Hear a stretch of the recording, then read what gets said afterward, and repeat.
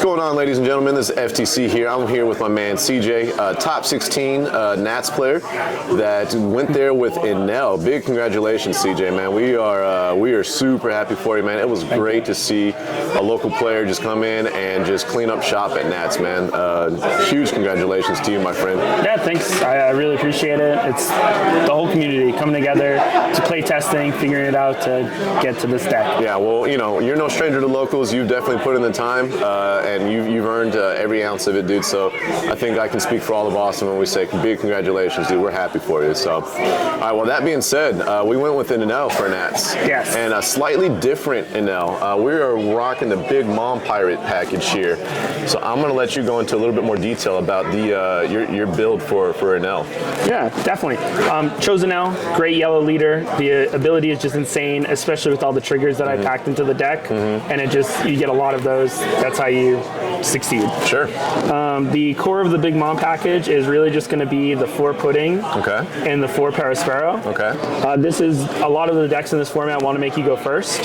This makes it so you have a turn 1 play, you have a turn 2 play, and they both help you search for your top end, your late game, because a lot of the times it's how many big boss monsters can I get out on the board in a row. Right. And that really is how it goes. Okay.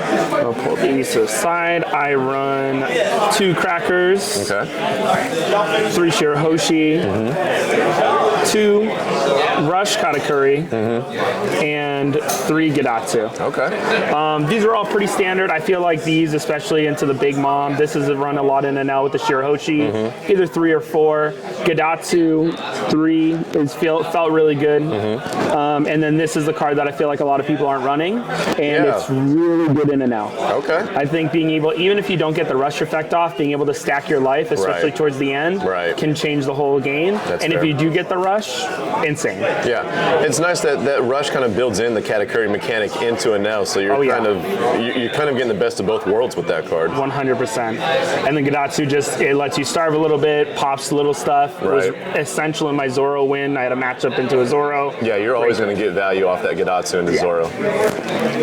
Okay. Then we're going to run into the 2Ks. Okay. We had 2 Strusen, 3 Amand, 3 Satori, and 4 Beige. Okay. The Beige has to be a 4 of Vanilla. Just makes sense. Sure. Great effect. Wins you games. Won me one of my games in my top 64.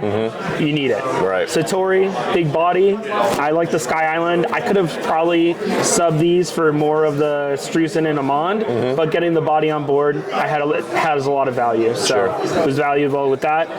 Strusen was actually a later choice. Okay. And it did help me win a game where I needed to 8-cost Katakuri, and this is something you can play for 1 and immediately bounce it to life. Whereas my Amand, the Beige, and even definitely the Satori are outside of that range with being at 3 Dons. So makes sense. Really, really helpful. I teched it in, and it did help me get a win. So I appreciate it. Okay. Yeah, those are 2Ks running 12 of those. All right. Next, we're going to go to some blockers, running 2 Brule and just 3 Sanji. Okay.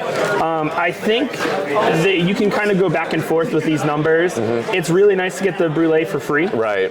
But because it's so low, it's so easy to pop that it has that kind of back and forth there. Right. Cost-wise, everything, it's hard to say. I don't know which one's better. Yeah. The 5K body is really good if you get it early. Right. Towards the end, sometimes it's better to not have to pitch a card. That's fair. You know, it's nice having the 5K body because it can kind of become a 5K beater at some points, whereas Brule, we just have so much in the current format that just kind of doesn't care about Brule as a blocker. But to your point, not having to discard feels really nice. Yeah, so it's the same thing, similar to Beige, where it has that can win you the game or stop an attack if they hadn't planned for it. Right. But I mean, a lot of good soccer players will just hold the Hound Blaze. They will be prepped for it, so it doesn't really help too much. But it's still, I think these numbers could make some adjustments, but this was good for my run. Okay. We're going to get into the boss monsters next. We ran 3 Linlin. Okay. We're running 3 Katakuri and 4 Yamato. Okay. This has to be a 4 of no matter what. This is how you heal off of a leader ability to keep reprocking. Right. I like these at 3 and 3. Linlin feels really good on curve, especially if you go first. You get the Pudding or the Parasparrow to search, and then this gets past the Sky Island problem where I was bottom decking all of my top end. Yeah. This, at least now, over half of my top end is searchable off of effects. Sure. And it really helps clean that late game up. I think it makes the deck a lot more consistent. No, and I heard you mention to me before we started is that the reason, a big part of the reason why you went with Big Mom is because the Holy combo, you felt like you were just bottom decking a lot of stuff. Yeah, it definitely happens where, I mean, even with this, where you get a Perispero search and you send 2 of your Yamatos to the bottom of your deck. Yeah. That's like... That feels so bad. It feels bad, and it does change the way you play. You can make adjustments and decide, okay, I know I need to be a little bit more aggressive because I'm not going to be able to chain Yamatos. Right. But there's only so much you can do, especially if you're Shura Holy and you throw away, this is all your top end somewhere in your deck, you hope you can see it. Right. And that gets painful. Okay, all right. But yeah, so those are definitely the boss monsters. Okay. And then we're just going to finish it off with some events. We got 3 T-Bolts and 2 Amaru. Okay. T-Bolt's really good. I actually agree with Jonas, who said just knowing that this card exists makes people play around it and play differently. That's a fair point. I don't know if it would necessarily need to be in the deck over Amaru because this rest ability is really good. Right. Especially because a lot of, again, good Sokka players will play that Sabo out before swinging to avoid T-Bolt effects. Right. This did help me win a game with Rush Kata, though, because you can enable Rush Kata. Oh, yeah. So, Tide Life, slam it down, get Rush, win. Yeah. And that happened twice, so I can't really... For me, I think because this card is in my deck, I need to have Thunderbolt just to enable it. Right. If I wasn't running Rush or if I was running a different package, I might pull this down to 2 or maybe none. Depends. That's a sneaky combo, you know, like people think, first of all, having the Rush there, I think catches people off guard, but even if they are somewhat anticipating it, that Thunderbolt can completely change the approach towards how you're playing because all of a sudden that Rush Kata is live because of the Thunderbolt, and that's a sneaky play. Exactly. Nice. So no 7 cost Enel, no Rush Enel. Well, what's the thought behind that? No Rush Enel. I didn't have, because I wasn't running any type of Sky Island Searcher, I didn't have a way to search it. Yeah. This deck is really tight. Yeah. It's very hard to be pushing in different cards. At one point, I didn't have the Brulés in, I didn't have the Satoris in, I didn't have the Gadatsus in, so there's a lot of push and pull. I was going back and forth with another yellow player from Austin as we were kind of building a Big Mom Enel together. Yeah. And at one point we had the Olins in there. At one point we were running 4 Thunderbolts. So it's just a lot of push and pull. Sure. In my matchups, while it is nice to have that 7 rush, I thought the 7 cost Big Mom had a general similar effect. It's not as flexible, but for what I was going for with this build, with the consistency, I was okay dropping it to none. Okay. What would you say is the MVP of the deck for the Nats? What card would you, if you had to pick one, what was the most valuable card for you? This is definitely the MVP right here. Yeah, the Rush Kata? I think I played it down in almost every single match. If you get a good trigger I had one turn where I was able to play Perispero for 3. They triggered a second Perispero off life, and then I played Kata and had Rush, and then I had 1, 2, 3, 4, I think 3 5K swings and a 7K swing on turn 3. That's rough. Yeah, so that is very hard to come back from. That's just overwhelming. Boom, you're going to the wall. Yeah, absolutely. And I think this is why that card is so sneaky. People don't expect it because they're like, okay, they triggered a body, that sucks, I'm gonna lose a life. But then the Kata comes down and like, oh, I'm taking a the hits right here.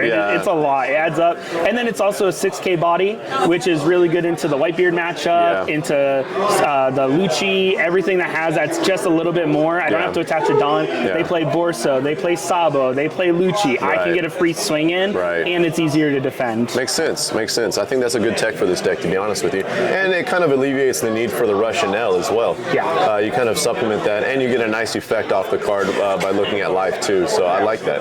I know you have some of the numbers. Run some of the numbers in terms of the package. Yeah. So in this deck, like we said, mostly Big Mom. We had 28 Big Mom cards in this deck. With 3 additional Sanjis in there for that pudding search. So kind of anywhere between 28, 31. We had 8 Sky Island cards in here. The Amaru, the Gadatsu, and the Satori. Okay. And then Yeah, we had 12 2Ks, and then we had 26 trigger cards. 12 of which are going to put that 5K body on the board. Okay. And we think that I found that very valuable in this matchup and the tournament and all the matchups. Just you get a free 5K body out, turn 2, turn 3, it changes the game. Late game, they give you a free 5K body. It can help you win the game because all of a sudden you have an extra swing that they weren't planning for. So getting those into the deck was like my number one priority, and then it was just about numbers. Yeah, makes sense. What would you say was your most comfortable matchup? The most comfortable matchup was that Zoro matchup. Still Zoro? Yeah, I didn't like because I put the Gadatsus in. It started off a little bit rough, but I got Gadatsus 2 turns in a row. Yeah. And then I was able to outlast until I could play Yamatos. Yeah. And at one point, I was able to Yamato a Marco as soon as he played it on the board because he had 4 life. I had 1. Jeez. I only gave him 1 hit, and then I was like, okay, I'm starving you because I know I can hit your entire top end from here. Makes sense. And what would you say was your toughest matchup? Sakazuki was definitely the toughest matchup. Yeah. I didn't end up running into a Sakazuki until my top 3 matches. Jeez. So round 8, 9, and 10. I took round 8, lost round 9 and 10. But obviously those are going to be the best Saka players that are already undefeated or near undefeated. Right. So I think it can depend. I did take a Sakazuki at top 32. So it definitely varies. Sure. And all of a sudden that also depends on how good the Saka player is. Makes sense. And so, part of the concern, I know one of the locals didn't play Enel because they felt like people were getting a better understanding of how to play against Enel. Did you get that vibe when you were playing in Nats with the matchups? Did you see people like making those adjustments to better play against Enel, and like did that kind of make you sweat a little bit, or what was your experience with that? I think so. Yeah, I think they have a lot more experience than even just like a week or two ago. It feels where so many people are leaving Enel at 2 now, and really letting you sweat it out. Because if you're not cycling or able to get triggers, then it can be hard to succeed.